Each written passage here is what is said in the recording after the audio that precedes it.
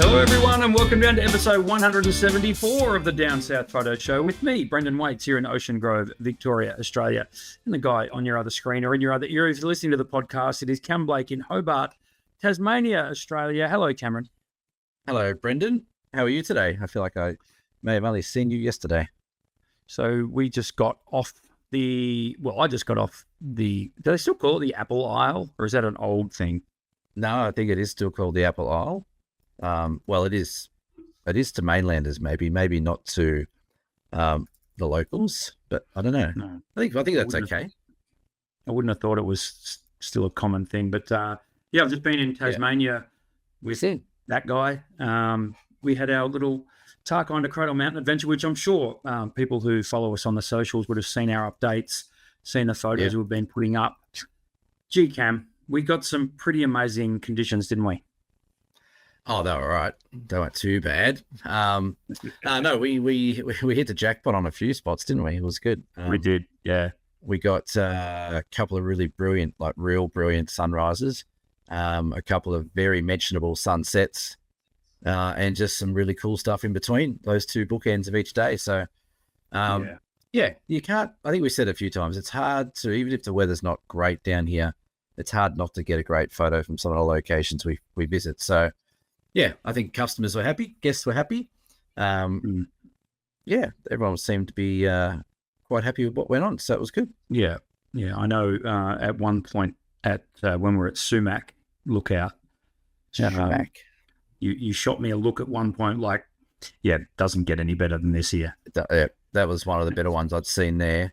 Again, just that fog, take all that fog away and it just becomes a little bit, not boring, but it's just nowhere near as dramatic as what it could be. But put a bit of fog and sunlight and sunrise and seven, we had 7 people, didn't we? 7 excited customers. Yep. And that was good. So everyone had a great time. I was just writing a list I'm missing someone off my list. I was just going to say thanks to everyone, but I'm missing one. I can't figure out, I always miss one. And I've got to go around the table to try and, I know where it is. Very good. Ooh, there you go. It's lucky I didn't leave that one off. I think a bit of a shout out to the people that came along. We had Peter, Marie, Helen, Dee, Paris, Simon, and Aileen from all over the country. Really, there was a few from Canberra, a few from New South Wales, a few from Victoria, South Australia. Yeah, they were great fun. We had a lot of laughs on this trip. It was good, and everyone was enthusiastic, and everyone was keen to learn, and we're happy to get up at silly o'clock to get rewarded with some great shots. Yeah, we had a good sort of sprinkling of all sort of levels of photography as well. There were people that were really sponges and wanted to absorb everything that we had to say and do. And there was others that were happy just to go off and do their own thing, that felt confident that they could get their shots. I think one of the funnest times was actually that same sunrise at Sumac, because it's only a small lookout and it was really only big enough for the 7 of them. So just having 7 photographers lined up in one spot, all pointing in the same direction and all with a common goal, I thought that was actually kind of cool. And how no one sort of cared so much because it was so spectacular. No one sort of cared that they were shoulder to shoulder, so to speak. Yeah, it was good. That was, again, that spot is good for groups like that. If only the forestry region or forestry industry of Tasmania just trimmed a bit of that foreground out for us. There's a couple of stray bushes that get in the way that everyone mentions. But yeah, it was definitely a good moment. And like you said, everyone was set up. Everyone was happy to go.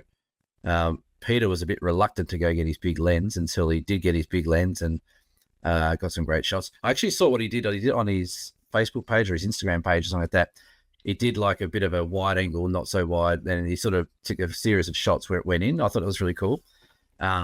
But yeah, that was good. Like I said, everyone was really happy. And like you said, people were happy to learn and sponge off us. Some were sort of happy just to walk off once they got the gist of what the location was. And overall, it was a pretty easily to manage group, I thought. Absolutely. Thank you to everyone who has followed and subscribed to the show. By the way, subscribing here on YouTube is 100% free. There is a subscribe button down there. Knock yourself out. Go and hit it. Good to see that the channel is growing again, Cam. We've, by the time this comes out, we will have hit 1,300 subscribers, which is pretty awesome. Yeah. It's taken a while to get that last 300, but hopefully, I don't know, maybe YouTube's being kind to us again. Maybe, I don't know. Yeah. Or maybe people, maybe no people one getting will sick ever of other shows. understand no one will ever understand the algorithm, will they? Well, we haven't changed anything. We're still doing regular episodes, still got the same format, still putting out the same stuff. So some weeks it grows, other weeks it doesn't. We haven't been too controversial of late, so maybe that's slowed our growth a bit. And We can be if you want. I mean, I can make something up if you want. You make something up. Yeah, I'm not being controversial anymore. I've decided to stay away from controversy. I don't. So I too think much we all energy. know, and I think the whole group knows that I don't know how to be controversial, mate. Because it's just not in my nature. Yes. Yep. You wear that mask very well.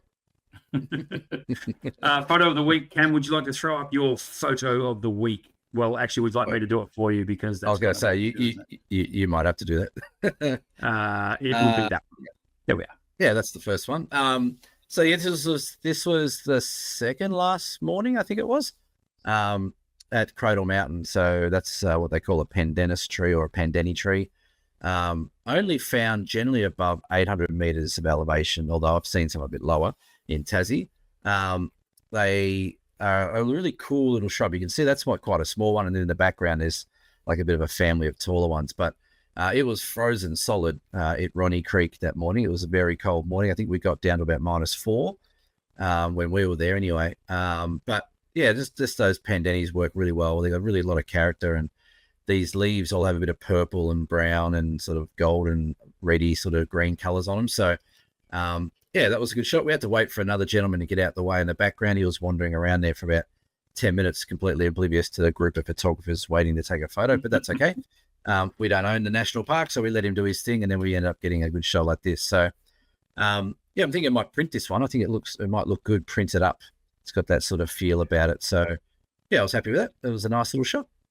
No, it is. It was a great spot because we'd already been over to Dove Lake and the classic Cradle Mountain view, and people would have seen the couple of photos we put up of actual ice on Dove Lake, which you said was quite rare. You hadn't seen that before.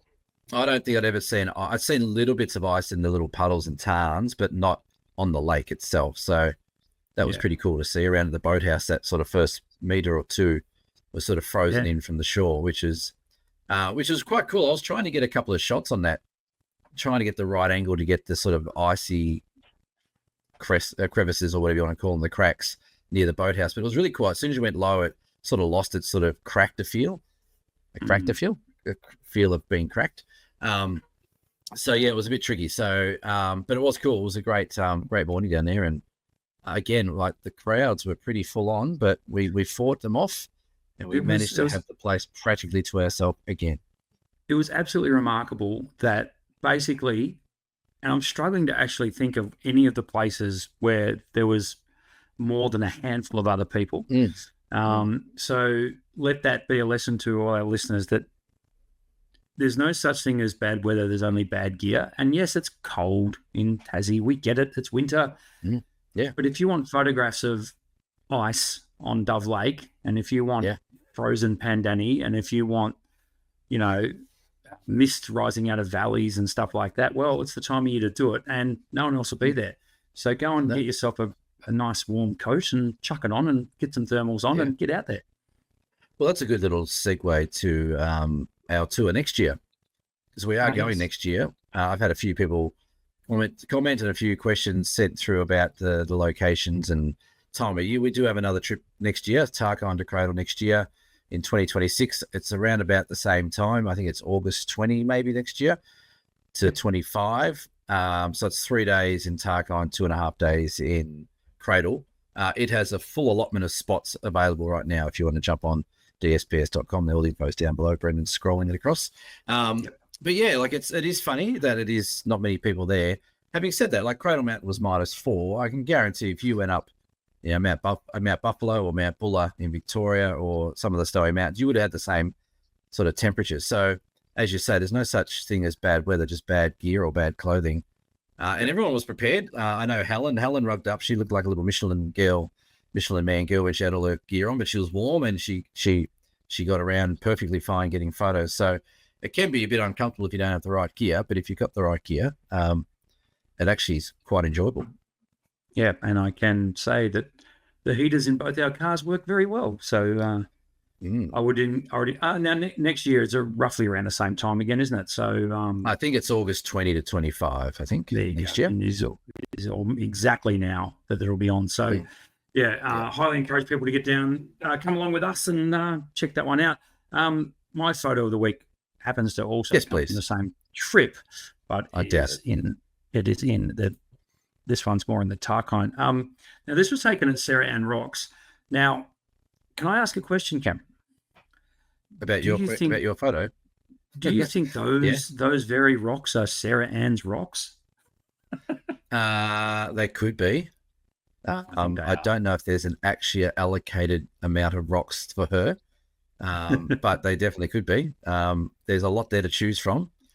So, but it's funny that section that you've shot there is normally full of kelp. Like there would have been a little bit back before you, but that area there for the last couple of years has been just, about half a meter thick of, rotten kelp and stuff like that, which makes for cool foregrounds.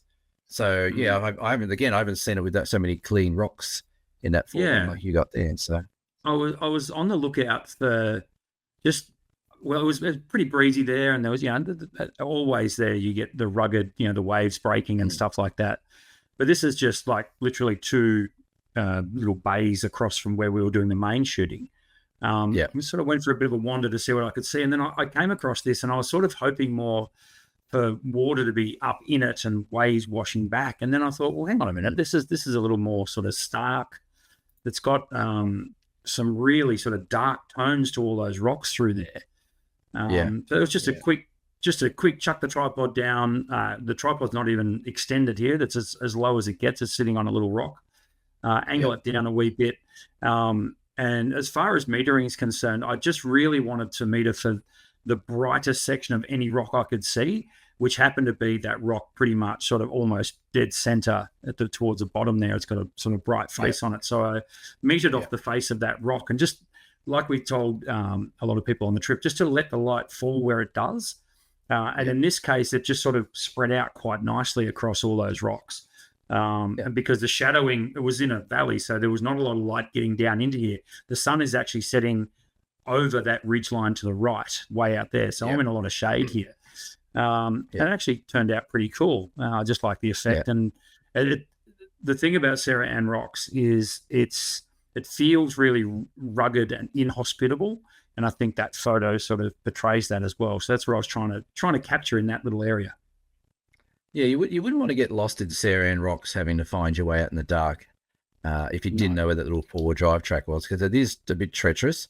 I think when we first got there, some of the guests we gave a fairly detailed safety briefing about that region because it is quite treacherous. But I think for the first 20 minutes, people were a little bit scared to go anywhere but apart from where we sort of set up. And then people started to sort of get their legs a bit and spread out and go for a bit of a wander. I know Paris just took off. She was off like a rocket when she got there. And I know Marie went down your way. So yeah, it's an amazing spot. And like I said, there's all different rock formations. You can really do a lot of different things at Sarah Ann Rocks. You can go like the landscape stuff that you've done. There's some abstract stuff with all the patterns on the rocks, which are incredible. There's really cool grasses sort of growing around rock formations. You got a little bit of pig face growing in there as well. So it's got a lot of different angles for abstract and landscape. And even I've done portrait shoots in there before. You can sort of do a bit of anything in there. It is a very magical little spot. And again, no one goes there really. Like, I don't think I've ever been on a tour where we've come across anyone in there. It's always been ours and ours alone, which is strange, but not arguing. No, it's fantastic. Now, I noticed as well, Cam, you've loaded up another photo there, so I'm going to put it up. Yeah, I was just putting that. When you're talking about Sumac Lookout, I thought we'd just show viewers what sort of shot we got, and that's the sort of start to the day we got with. Now, that's taken with a big long lens. That's probably 800 mil from where we were standing, but you could have taken 1,000 of these shots all around that scene. It was there's a big wide look out there, but just took off, didn't it? That fog lit up, and then we got all the streaks of the shadowing happening, and it really was like shooting fish in a barrel with a longer lens, and that's what everyone did. They all got out 200 mil or more and just took shot after shot, working their way around the big scene. And to show that we were literally shoulder to shoulder, without knowing it, we both loaded up a very similar photo. So there's my effort from the same lookout. Yeah, it was Yeah, cool, wasn't it? I mean, it was great. The scene was already in front of us, but then the light came, and it just yeah, so I'd sort of picked out compositions hoping that this might happen, because you were explaining how the sun should pop up over the ridgeline to the right, and then just fill in yeah, all this with light, but which would have been awesome on its own. But the fact that you get the shadowing with those streaks, so and yeah, it's perfectly natural light that you're looking at there, folks. Yeah, it was very yeah, exciting to see that.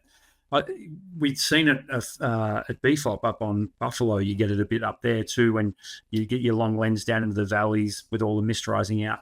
But this is on steroids. Like there's just ridgeline after ridgeline of trees just giving you these beautiful patterns. yeah. Now it was awesome. It's classic dark. Super. The other thing we didn't get, the other thing we didn't get with this shot would have been cool to have like an eagle or some birds flying around through that fog. Would have been cool. But it was one of those moments where the whole group just went from, oh, it's sort of dark, there's a bit of light coming, to, oh my god, okay, we've all got to start, and everyone got really excited, and everyone was just shooting, and people were, literally just moving their lens around the scene and taking great little shots everywhere. So I'm pretty happy and confident that everyone at that spot got a really good shot for that morning. Yeah, absolutely. It was grouse, and again, the fact that, and this is what I found interesting. I mentioned this to you as well. So we had, I'm going to probably get this wrong, but we had, I think there was 2 Nikon shooters, 3 Olympus OM shooters, 2 Canon shooters. Yeah, that's right. That's the 7. Yeah, that's right. Yeah. And basically, we had all the cameras lined up on tripods, all at roughly the same height, all pointing at the same scene. And then we got everyone to set their white balance to the same. So it was all, I think we started on shade, and we were playing around different, but they happened to be all on the shade white balance setting, just so we could see. Yeah. I saw 7 different screens, 7 different colors on the screens. It was actually an eye opener for me because, it's almost like the screen on the back of the camera. Well, how calibrated is that? And can you calibrate it? It was quite interesting to see that. Well, I think people make a big mistake with their screens. A lot of people trust that screen more than anything else as for color and exposure. But we all know, like, you can change the contrast, you can change the saturation, you can calibrate those screens to be more contrasty and punchy or less brighter or whatever. So I think people get caught out a bit when they look at it. I think someone said it on the trip that when I look at my screen, it doesn't look like anything I put on the computer later on. And I think a lot of that's got to do with the difference maybe between their screen at home being calibrated versus their camera screen maybe being adjusted differently. So that's why it's important to really understand your histogram and make sure you're exposing for that light, getting that right, and not just depending on the back of that replay, because more often than not, it's not going to look the same as what it does on your big screen. Yeah, I mean, it's going to be close, but there's going to be subtleties, particularly in that kind of light, where to me it looked, and we saw everything on the screens from quite warm to quite cool across the whole gamut. So yeah, I found that quite interesting, and I also found it interesting because when I'm trying to edit later, I remember the fog as being quite white, and yet the 2 photos that we put up then had a slight that golden tinge to it. So I was trying to avoid that, but it was almost unavoidable. When I was editing, it was like, okay, and if you try and cool it off, the fog actually goes blue, and it's like, well, it wasn't blue. So I was trying to find that happy medium, and I think maybe it did actually throw a golden light once the sun hit the horizon, came up, but prior to that, it was a lot whiter, even subtle grey tones to it. So it was, that was just an interesting little aside. Yeah, no, it was good. And again, it was just one of those really lovely moments of that first morning. It was that second morning sunrise where we sort of got the timing right, and then the weather did its thing. But then after that, as with most things, when you have a frosty morning or foggy morning, you're almost guaranteed to have a really nice bluebird day, and then that makes things even harder for photography if you're just shooting in the perfect weather all day. So, ebbs and flows. You get the beautiful sunrise in the morning, but then you're sort of struggling a bit through that brighter bit of the day to get some images done. But we made it work. And again, everyone got away with some great shots. Yeah, it was where it was interesting as well was when we were at Cradle Mountain, because the distances we needed to travel in Cradle Mountain were far shorter than they were in the Tarkine. So in the Tarkine, we had the luxury of being able to drive to a destination when the light wasn't great. There was only really one spot, which was West Point, where the light was incredibly harsh. But, that had its merits as well. Like, I got the big zoom lens out. And we were quite blessed to have a nice big old sea eagle show himself and come soaring above us. So that was pretty remarkable. Yeah, well, you know what? That's the thing as well. Like, workshops are good. You know, it'd be awesome if you had just perfect conditions every location you went in, perfect light. But what would you learn then if you got everything perfect? You know, you got to be able to learn how to shoot. You know, when you're on those travel journeys that you go on or holidays that you go on, and you go to that amazing town in Europe or whatever it is, and you think, oh, I want foggy streets and stuff like that, but you get dished up bright sunny days with nothing. You just don't walk away from the location and go, oh well, you know, we'll just go to the cafe. You want to shoot, so learning to shoot in difficult conditions is probably just as important, if not equally important, than just shooting in perfect light all the time. So I thought it was good. That West Point was hard. Some of the forest parts were a bit bright as well, but you work around what you got, and I think our group did a pretty good job. They all sort of embraced it a bit. Without doubt. And for those of you that were screaming at your screen before when I mentioned that there was ice in front of the boat shed at Dove Lake, that's what it looked like from a wider angle shot. You can see the ice in the foreground there. You're quite right, Cam. It was difficult to capture. The reason I didn't mind this one was because the reflection of the boathouse actually goes into the ice. So you can actually see that the edges of the lake were frozen. And I think I'd put that down to 2 days before we got there, this place was blanketed in snow. And then the next day it was freezing. And then this morning, so nothing had really a chance to thaw out. So I guess that's, and you made the comment as well when we were at Ronnie Creek that you saw some hoarfrost as well.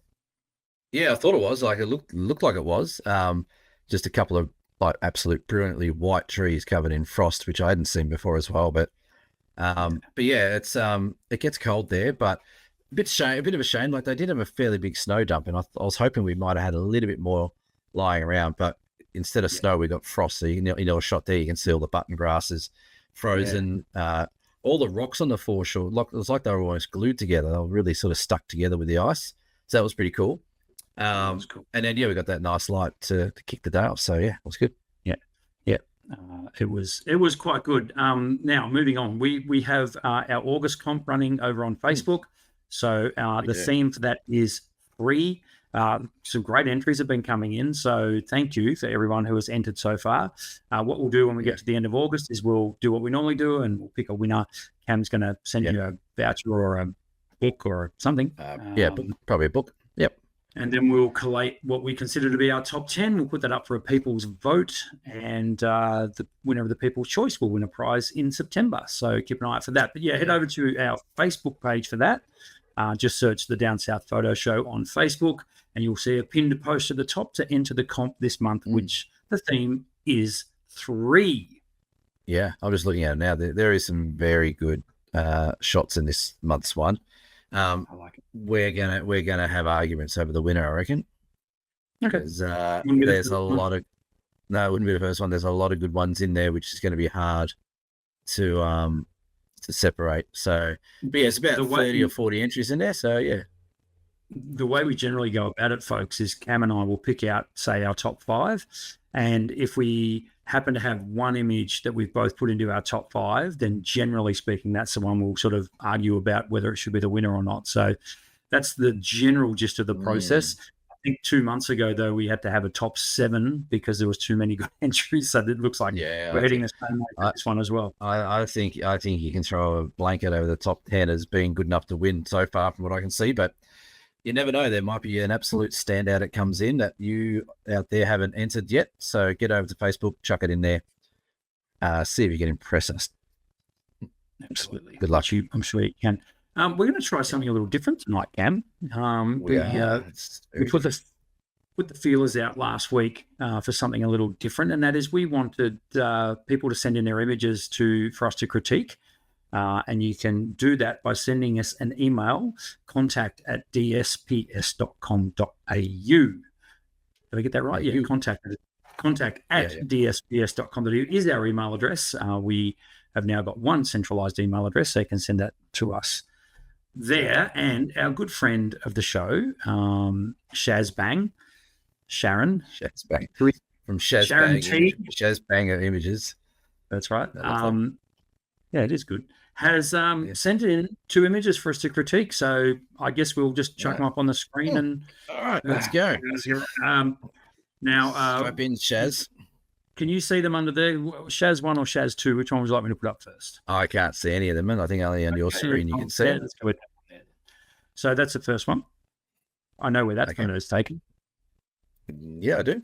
Would you like to go first critiquing, or do you want me to do the first one first and you do the second one first? No, I'm going to go first. Now, hand on heart, I have not had a close look at this on a big screen until right now.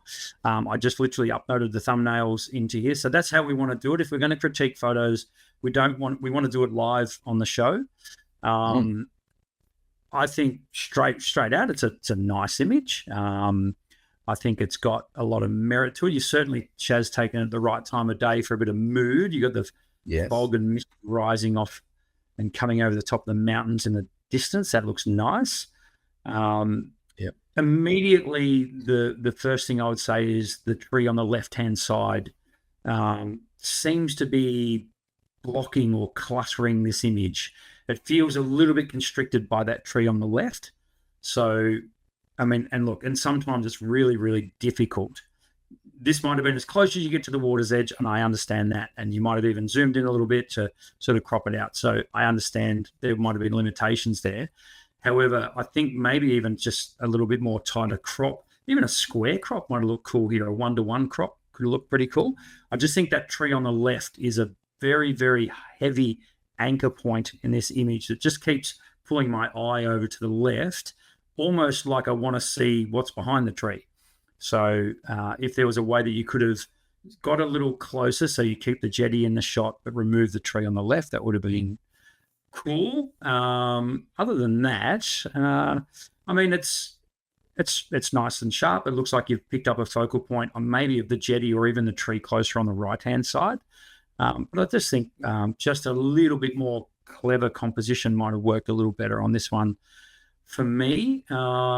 Otherwise, I love the feel. It feels like a cool scene. So the color tones are cool, which is good. That's a rule of thumb, really. If you were cold when you were there, it's pretty much how you want to edit to the cool tones. Other than that, what do you think, Cam? Yeah, fairly similar. I think that tree on the left is a little bit distracting. Yeah. If you look in the foreground directly in the middle, Sharon could have probably stepped about a meter forward onto that green mossy bit there and taken the same sort of shot and taken that tree out the way. So yeah, I think maybe getting in front of that tree somehow would have improved it. Possibly even just if you could go around to the end of the jetty and just shoot the jetty straight down the middle of the scene or something like that. I think the exposure is good. I think, like I said, the mood and the color feels good about it. I sort of get the feeling that maybe the horizon line is a tad off. It looks like it sort of runs a bit downhill from right to left by not much, but a little bit. But I double check that. I think like I said, the sharpness in it's really nice. The jetty looks really lovely. The splash of green and gold in the foreground and the right looks great. My eye not only goes to the tree, but it also goes to that brighter bit of sky above the mountain. So I would maybe look at trying to darken that down a bit more, just so the eye stays in that sort of center bit of the frame. But it's good. It's edited well. It's exposed well. Composition is good. Like I said, maybe that tree, if you just got in front of that tree a little bit, could have been better.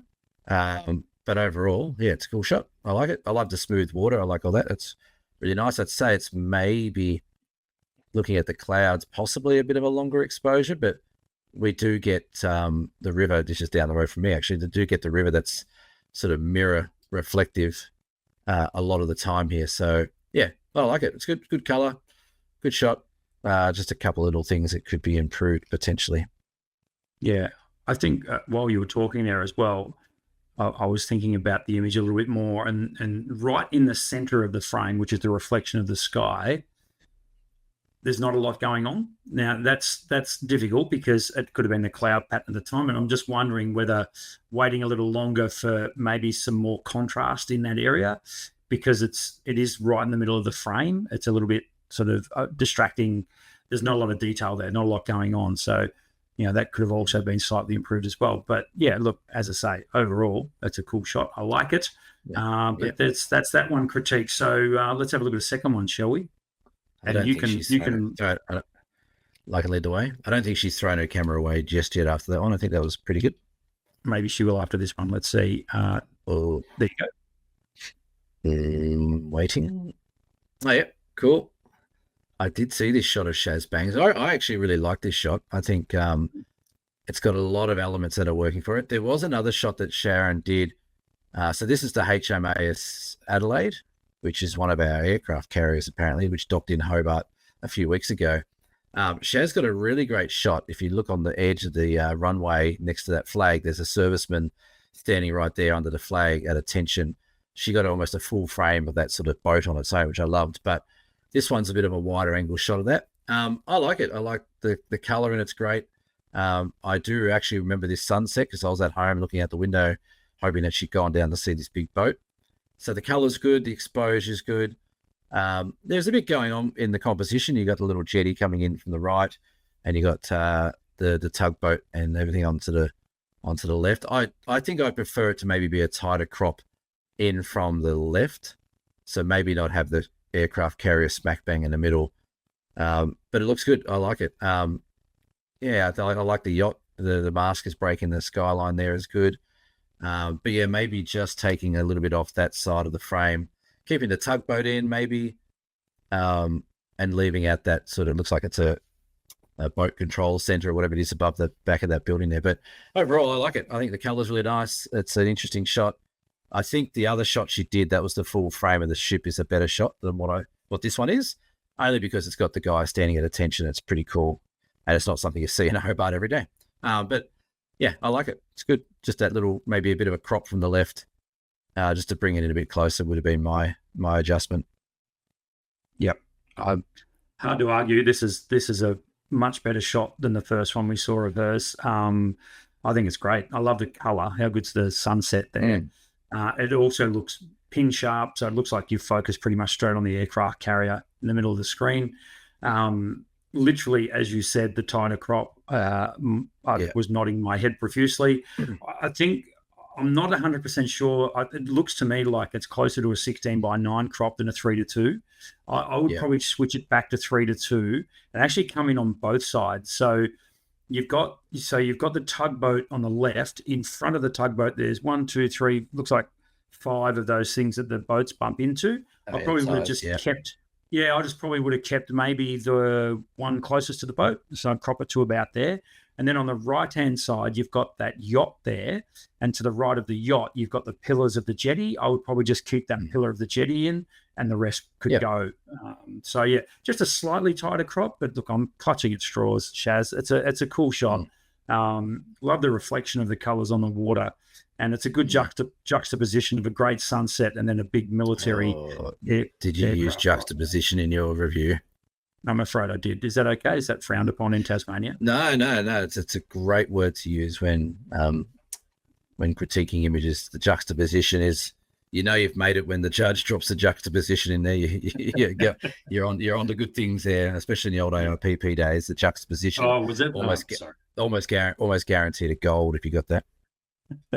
I could see your eye twitching as I use that word, mate.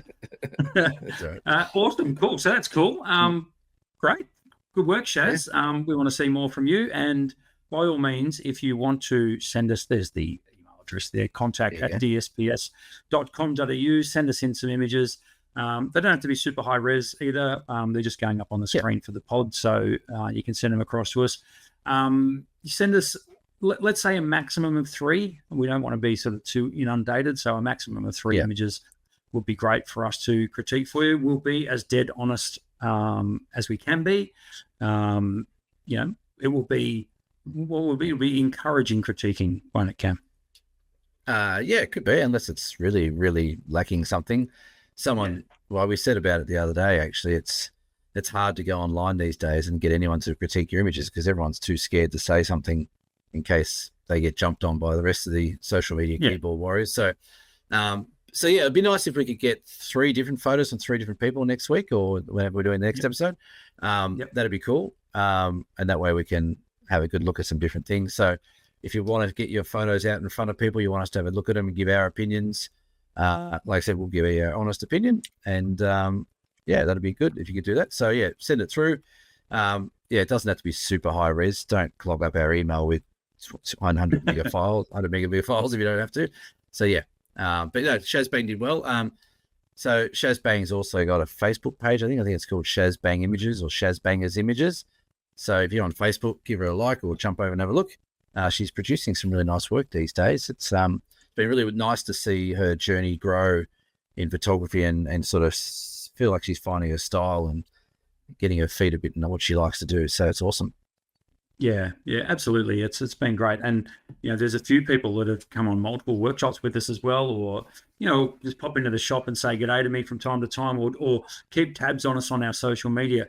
And you do over time see them develop their own style. And I think Shaz is certainly doing that, which is super cool. Yeah. No, she's good. She's good value, Shaz. She is. I want to just briefly go back to a topic that we talked about the last couple of weeks. As many of you know, I've switched back to Nikon these days.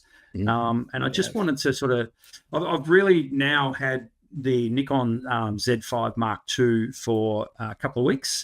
There's a picture of one right there. And I just wanted to give, I suppose, my preliminary thoughts on that camera. And I keep going back to the fact that this is only $2,500, and I can hear the eye rolls from here. Only $2,500 is still a lot of money. I get that, but the features that it packs an absolute punch for the money. I have been pretty happy with it. I've had a couple of moments where I've sort of had to scratch my head a bit to find things in Nikon's menu, and I put that down to the fact that I've just been with OM or Olympus for the last 10 to 12 years, and dabbled in other brands along the way, but my main gear has been OM. And so I guess you get used to OM logic, right? And now I've got to switch my head back to Nikon logic. So I put it down to that, first and foremost. But overall, the way the camera handles speed of autofocus is doing my head in how good it is at autofocusing. It's almost like I was blind and now I can see. The way its tracking system is phenomenal. So when we were down in the Tarkine, we went to a place called Marrawa. Am I saying that right? Marrawa. Yeah, Marrawa. Marrawa. Yep. And we happened to be there on a Sunday, and the surf was happening, and there was quite a few surfers out, and they were doing, it was quite cool because at least one of the guys was quite adventurous with his tricks and stuff like that. So it was awesome to be able to focus really, really quickly, track and do burst mode shooting on guys surfing. So guys and girls were out there surfing. It was so cool how quick it was.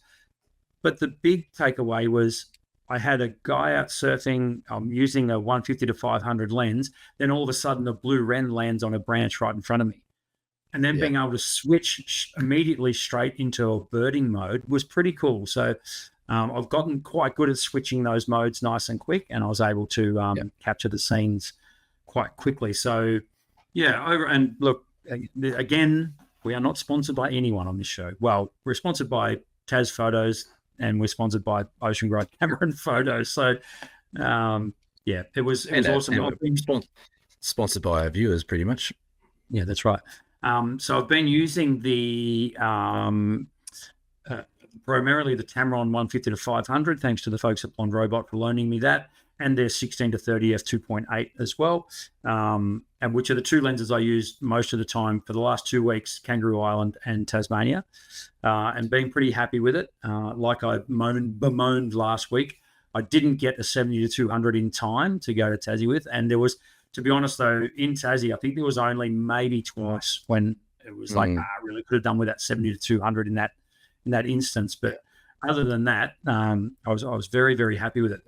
Had that thing in pretty much pouring rain at one point. Didn't care about it. Just let it sit, get wet. Didn't matter. I know it's all weather sealed. So from that point of view, it was quite good. You were able to get spots on your sensor. That was good. At one point, and then I worked out how to clean the sensor with the self-cleaning thing, and it fixed it straight away. All that sort of stuff. So if you've got any questions about if you're looking at Nikon mirrorless, if you want to send me a question, to contact@dsps.com.au or through my camera and photo channels as well. Happy to answer them for you. I don't care where you buy your camera, but just if you've got questions about it, then as I say, I'll happily help you out. But so far so good, pleasantly surprised, and not at all fussed that it's only 24 megapixel full frame. It is getting a lot of good reviews, the camera. I've been seeing lots of things pop up on my socials with reviews on it. Value for money, like you said, seems to be sort of knocking it out of the park. Yeah, again, horses for courses, like the menu you'll get used to. Like you said, once you get back into that system, we try to find a few things. I was testing you out every now and then on the trip to try and find something that you might be able to do or change a setting and stuff like that, which worked out well for the group because there's a couple of other Nikon users who are able to sort of try and follow you through the menu and figure out how to do things. So yeah, no, it looks like you're having fun with it. You haven't dropped it yet, which is good. But the images coming out of them look great and you're happy. So that's the main thing. Yeah. I hate camera straps. Yeah. Camera straps are shit. They just don't get along well with me. No. Whether it be, my camera sitting on a tripod and I'm trying to do a long exposure and it's a bit breezy and the strap is just rocking my guess like a little bloody sail. That I don't like. The way it gets twisted, they have their own way and they have their own unique way of twisting up in weird ways, particularly when you're trying to get your bag, you get it out of your bag. They're like tripods. They're a necessary evil. But one knock against Nikon is your strap that you gave me for your Nikon Z5 Mark II is a piece of crap. I think that's where you're saving money. I was going to say that's a cost cutting thing for sure. Yeah. Wasn't it? You had your 52 factorial stat that you put in episode whatever it was. Yes. There was a stat. There was something I read about like iPhone cables and headphones and things like that. That headphones, if you untwist them 18 times or something like that, that's how many twists it takes for them before they get to a point where they won't twist anymore. So that might be the same with the camera straps. What I like using these days, I didn't use it on the trip and I don't have one here. Sometimes just a wrist strap is enough for me. Like it means you can walk around. It means you can your right hand or left hand, whatever you are, is a bit restricted. Yeah, but having those longer straps on, they do twist and they do carry on. So this is my Nikon D70 that I've just produced magically off the side of the screen. Now that strap from 20 years ago would be 20 years ago is 10 times better than the one they're supplying now. But what I like to do, well, maybe I will. That'd be a good little throwback, wouldn't it? But what I like to do now, what I like to do is this. I just go and sort of wrap my hand around and then grab the camera like that. So. And I see a lot of people doing that, and I think that's not a bad way to do it because it sort of locks a camera. This one's not long enough for me to do what my other one does, but it sort of locks around your hand like that, and that's not bad because then you've got a good grip on your camera, so you're not going to drop it. You can get those hand ones that go from the top and the bottom. They screw into the tripod mount, I think, from memory. Yeah. And the thing with these little rattly things as well, I know that videographers don't like these because they rattle around too much and affect the audio. So. You can hear that? Yep. Cut them off. A couple of little gripes, but they're probably just camera manufacturer things in general. Nothing to do really with Nikon, but I think. Well, I think after the last few weeks, obviously I've got a new camera I'm playing with and had a few cameras. I don't think there's no perfect camera. I still haven't found the camera that I play with and go, yep, you know what? There's absolutely nothing on this I wouldn't change. It works perfectly. All the settings work, all the buttons are in the right spot. It feels comfortable. The lenses aren't heavy. The lenses aren't too light. Like there's no perfect camera. So I think we've just got to resign ourselves to the fact that that's never going to appear, that we have the perfect camera in the brand you want. So you're going to have to make some compromises along the way. And if it's a strap and, maybe a funny menu system, or if it's heavy lenses and crappy battery life or whatever it may be, you just have to deal with it and be happy with make do with what you got. Yeah, exactly. So, so there you go. That's the Z5 Mark II to this point. Holy smokes, Cameron, we're already at 44 minutes. That's crazy. Yeah, I know. We've been flying, yeah. You have an announcement to make about something about BFOP, don't you? I do. Yeah. I listened to your interview on BFOP today. It was quite What did you think? entertaining. Yeah, it was good. It's going to be. I'm a bit jealous. No, not jealous, but maybe I'm feeling a bit miserable now that I'm not going to BFOP this year because it is such a great event. But the guys over at the Camera Life / Lucky Strap interviewed all the presenters for BFOP this year, 2025. Sold out. Don't bother buying tickets. So they interviewed everyone on I think if you go to the BFOP Groupies page, you'll find all the links to the interviews where your good self got interviewed. It was good. Yeah. No, I did enjoy it. It's a good initiative. It's a good initiative. Yeah. I did like the interview. It was good fun. And to that end, Cam, you're quite right. We do have an announcement about, for those of you that are going to BFOP, for those of you that are fans of our show, of the Down South Photo Show, friend of the show and number one ticket holder, Mr. Mal Haddon, is going to have a dinner on the Thursday night of BFOP. So this is going to be before BFOP actually kicks off. He is holding a get-together for Down South Photo Show fans. It is at 6:30 p.m. at the Alpine Hotel, which is right in the middle of Bright, literally around the corner from BFOP HQ, at 6:30 p.m. on Thursday, the 9th of October.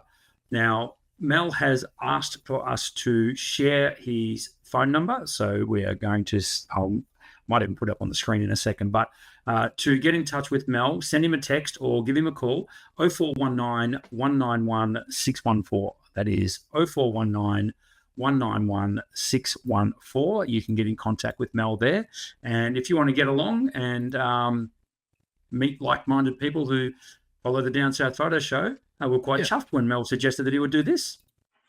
Now, while you're doing that, because you need a bit of space there to put that phone number up on the screen, yes. You're not going to be there. Is that correct? This is more of a fans of the show get together.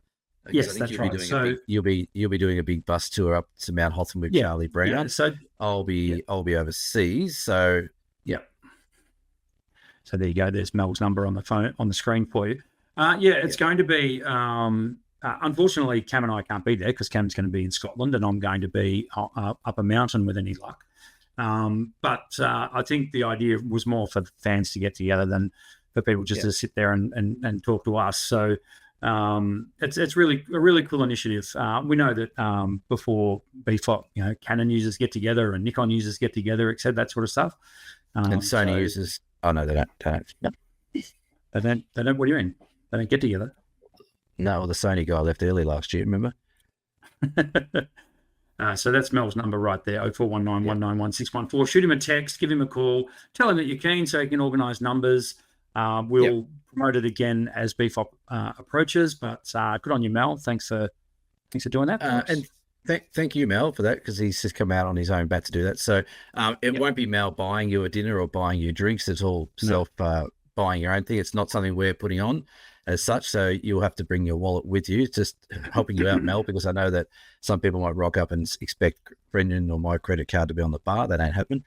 But Mel, next year, let's run it. I'll be there again next year. Let's run this together next year, Mel. I'm happy to help you out with that. I think Brendan will have a similar schedule each year now that he's made himself a bit of a legend of going up on the bus with Charlie up to Mount Hotham. So, but what I was going to actually say was the bus normally gets back by about 9 o'clock. So if there's still a couple of stragglers at the Alpine, the bus pulls up right out the front of the Alpine. So I will wander on in. I'll get Mel to give me a heads up if there's still a couple around. So I will come in and say good day. Yeah. I may not be awake, but I will be there. That's all right. You'll be still entertaining if you're asleep. But yeah, thanks, Mel. That's a really kind gesture to do that, and happy to promote that. We'll probably plug it maybe a couple more times before the BFOP. Mel will keep us updated with numbers and things like that. But yeah, great way to get there. And, you don't have to be in any special group. Just come along, say good day to Mel. Mel is like our unofficial manager, isn't he, now? Yeah. And if we do get confirmation on numbers, I will make sure, and I will organise this, Cameron, that we have a bit of merch there for you as well. Oh, you want to try and flog some merch? No. Never one to miss an opportunity. Oh, give. Oh, give. All right. So, I've got a box full of hats up around the corner here that there you go. Never get taken out. Send them over to me. What time will 6:30? What time will that be in Scotland? What's the time difference there? 6:30 p.m. will be, I can't remember how you do it with Scotland. Early morning. So it's now about, what are we here? 9. It'll be 5:30 a.m. No, it'll be 7:30 a.m. for you. No, it won't be. It'll be about 9:30 a.m. Oh, that's all right. So morning time. Yeah. So I might with a little scotch. Yeah, and I won't be actually on a tour. I'll be in between tours, I think. So maybe I'll give Mel a call and FaceTime or something from over in Scotland somewhere and have a beer with him online or something. But thanks, Mel. Good. Much appreciated. Speaking of beers, Cameron, that's them on the screen right there. It is, Mel. Thanks, Mel, for a beer. And Shazbang. Is that one of the rules that if you get your photo critique, you got to buy us a beer? No, not at all. And can I just I know you already gave a shout out to everyone on the trip, but I would also like to thank Peter, Marie, Helen, Dee, Paris, Simon, and Eileen. Each and every one of you bought me a drink at some point on that tour. So as far as I'm concerned, that's beer donations. So I appreciate it. Yep. Thank you. They did the same for me. Thank you. Yep. Very good. Cool. So that is the beer donation side of things done. Cam, I think we've reached the end of another podcast. Yeah, I think we have. I think we're ready for bed, both of us. We've had a big week, and we have. Yeah, we've done well to knock out another episode. No one listens this fast, so it doesn't know we say whatever we want. You, I know, are back into the Tarkine in the next couple of days, so that's very exciting. I am. Yeah, I'm back up there on Monday next week. We've got one of the Oz Geo trips we're doing. So yeah, back up there, but this is a full Tarkine one, so no Cradle Mountain, sadly, but it's good. I've scouted it this week with you, so I know where to take this one now. It's great. Yeah, it's easy done. So yeah, looking forward to that. Again, it'll be another long week, but it's a bit of a smaller group this time. I think we've got 4 or 5, so it's a bit more manageable.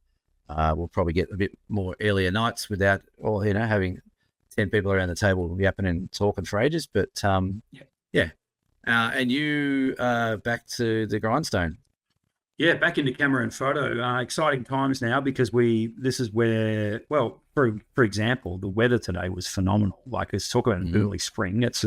As we record this, it's the 21st of August, and I think the temperature gauge almost nudged 20 degrees here in that's Celsius for those of you in America, and it was lovely. So it's a good time of year. Everyone gets a bit of a pep in their step. And we start looking towards Christmas, of course. I can't believe I'm using that word already, but there you go. And Christmas and retail can be a lot of fun, and it can also be very busy. So we're getting set up for that. I'm launching my first calendar. Not my first, sorry. I have done a calendar before, but this is my first sort of fair income crack at it. Looks good. I've seen a sneak peek. It looks very good. Yeah, I'm quite happy with it. It's come up well. So a few tweaks that I'm making to that, and then we'll get that out of the shop. I've also got more workshops coming, so it's great. I've got entry-level workshops ×2 over the next 2 weeks. Sandwiched in between that, I have my golf day, which unfortunately you can't make it to, but that's okay. It'll happen every year. And then after that, I've got my Ballerine Peninsula 4-day workshop as well, which is going to be grouse. And the lovely Mel is coming to that. So it's a Mel show. Nice. Mel show. Hey, did you have an entry-level one tonight? No, that's next week. No, it's next week. I have my entry-level one next Wednesday night, and then the following Wednesday night as well, which looks like it's pretty full. So that's going to be great because that'll be some new people that we can start teaching photography to, Cam. Yeah, get into the joy of that. Now, question and without notice about your calendar. Yes. Does it have March 31st on it? I bloody well hope so. When I looked in the draft, it certainly did. March 30 and 31st. Yes. Even better. Yeah, cool. Yes. All right. That's handy if you sell a calendar that's actually got the dates on it. Yeah. Yes, awesome. Well, I look forward to getting my copy in the mail when I buy one. No worries. I'll swap you. How about I swap you for one of mine? We'll do a swapsy. Oh, well, exactly. We'll do a little barter. We'll go calendar for calendar. I like it. We'll hang them. I'll hang mine in yours in my toilet, and you hang mine in your toilet. That's where they go. Perfect. Sounds good to me. That is it. That's the podcast. This has been episode 174 of the Down South Photo Show. We will try and put an episode out next week. Mr. Blake's going to be off in the forest somewhere, so we'll see what we can do there. But I'm sure we'll promote that somehow. Yeah, I think I might struggle to get the good enough reception to do it. So yeah, it might be either a week off, or if you can get someone to fill in, see if Mr. Lavender wants to come on, or Mr. Tom Putt, or Mr. Matt Crummins, or get one of the Lucky Strap guys on, or maybe I know. I'll get Cheryl. Oh no, I can't get her either. Oh no, you can't get Shazbag to come on. Shazbag could be a good host. She'd be a great co-host. Or get Mel. What about Mel? What about interviewing Mel? That'd be interesting, wouldn't it? We'll have Mel on the other screen or in your other ear if you're listening to the show. Yeah. All kinds of stuff we could. I'm sure you'll find someone who's silly enough to come on. Or maybe the photographer I've been hounding forever might actually finally say yes, but we'll let you know. Maybe. I'll be waiting with bated breath. All right, that's it. Say goodbye, Cameron. Goodbye, Cameron. See you next week, folks. Or the week after. Bye.